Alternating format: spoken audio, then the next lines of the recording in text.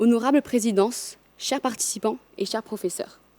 Je m'appelle Jasmine Eugène et je viens du lycée international de Ferney-Voltaire. J'étais l'une des 3 présidentes de l'OIT 3 et nous voudrions tous vous remercier pour votre engagement sans faille au cours de cette conférence. Je m'appelle Elisa Develay et je suis au lycée de Ferney-Voltaire. Durant ces 3 jours de conférence, les délégués ont examiné une problématique majeure, le temps de travail. Ce sujet est d'une importance cruciale car il a une incidence directe sur la santé mentale des travailleurs. En effet, une part essentielle de la semaine est consacrée aux obligations professionnelles, ce qui peut avoir des répercussions sur la qualité de vie globale. Lorsque le temps de travail devient excessif, il empiète considérablement sur la vie personnelle et le temps de repos des individus. Les journées de travail prolongées et les heures supplémentaires fréquentes laissent peu de place pour les loisirs, les relations sociales et les activités familiales. Ce déséquilibre entre vie professionnelle et vie personnelle est souvent à l'origine de stress, de fatigue accrue, de burn-out, de dépression et d'isolement. Our committee was dealing with working condition issues. And more specifically, one of the first issues our delegates debated on was teleworking and the right to disconnect. As you all know, today's technological advances allows workers to work remotely. Since the COVID-19 pandemic, this has become a crucial topic for organizations such as the ILO to deal with. For many of you, this conference was just a 4-day affair. However, for us, this is the end result of 9 months of hard work, and we couldn't be happier with its outcome. It has been such an honor for us to have been able to preside over this committee dealing with such an essential and current issue. Je m'appelle Chanassim, du magnifique lycée français Tananarive à Madagascar, et j'ai eu l'honneur d'être l'un des 3 présidents de ce 3e comité. Durant ces 3 jours de débats intenses, les délégués ont joué à fond le jeu des munes, se créant des alliances pour rédiger des résolutions lors du lobbying, mais également en débattant très longuement sur des notions controversées, telles que le statut des télétravailleurs ou bien la quantité d'heures supplémentaires.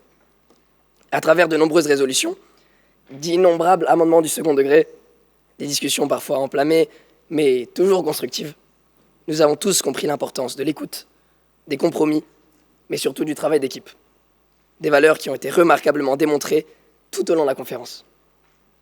Certaines délégations ont dû se démener pour parfois contrer des diffamations faites sur leur pays, comme les travailleurs de l'Arabie Saoudite.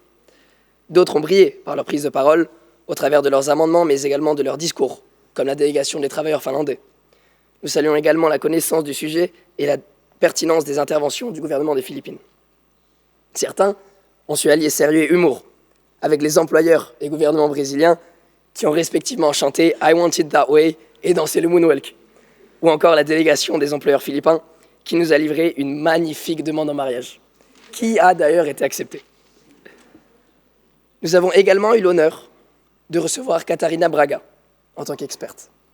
Madame Braga, agente des relations de travail et des négociations collectives à l'OIT, au travers de sa conception des problématiques, sa compréhension envers les délégués et son discernement, a permis au débat d'être plus fourni et plus pertinent, ainsi qu'aux élèves d'en apprendre beaucoup plus sur le point de vue d'une experte.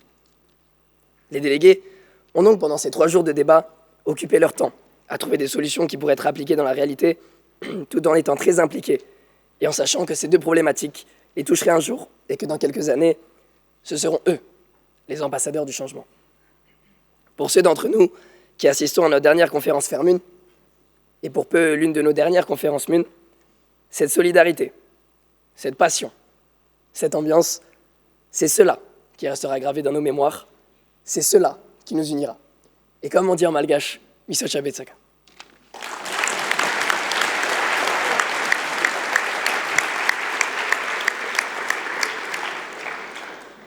Nous aimerions donc féliciter les délégués pour leur débat intense, fructueux et rationnel. Votre dévouement et votre engagement durant les discussions ont permis une grande avancée dans les résolutions et est une preuve convaincante de l'efficacité du multilatéralisme. Nous tenons également à remercier les équipes de traduction et d'interprétation pour leur implication, leur compréhension et leur habileté durant les débats, car ce sont eux qui permettent l'aspect international de cette conférence.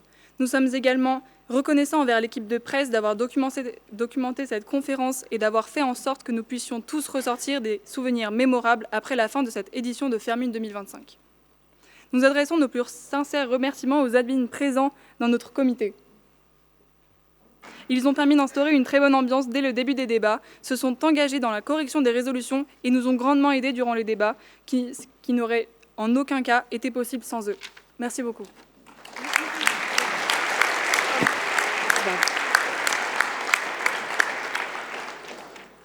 Over the past 3 days, we have formed a close-knit committee, working together towards a common goal. We have gotten to know not only our delegates, but our translators, our interpreters, and our admins, who are all nothing less but a pleasure to work with. However, none of these incredible encounters would have been possible without our fantastic MUN directors. So Madame Baudry, Monsieur Launay, Madame Zouri, Madame Ruez, Monsieur Konicki, and Mr. Robson, thank you for guiding us and helping us through this year. We would also like to thank Madame Muller and Monsieur Ongbo, who entrusted 700 teenagers to debate in this prestigious establishment. So from the bottom of my heart, thank you. Lastly, but far from least, we would like to invite all ILO 3 members, delegates, admins, members of the press, interpreters, and translators to please stand up. This applause is for you.